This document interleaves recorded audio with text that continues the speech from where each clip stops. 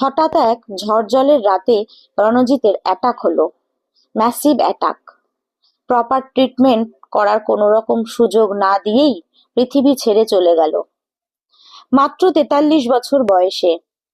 মানটির তখন 12। অকালে বিধবা হয়ে দিশেহারা হয়ে পড়েছিল শাশ্বতী।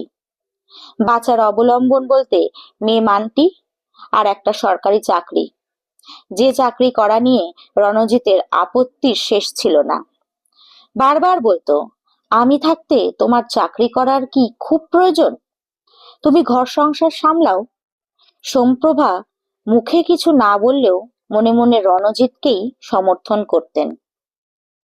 বোঝানোর চেষ্টা করতেন, মেয়ে মানুষ বাইরে গেলে সংসারের বাঁধন আলগা হয়। কিন্তু শাশ্বতী কখনোই এই একটা জায়গায় নত হতো না। উল্টে ওদের বোঝানোর চেষ্টা করত,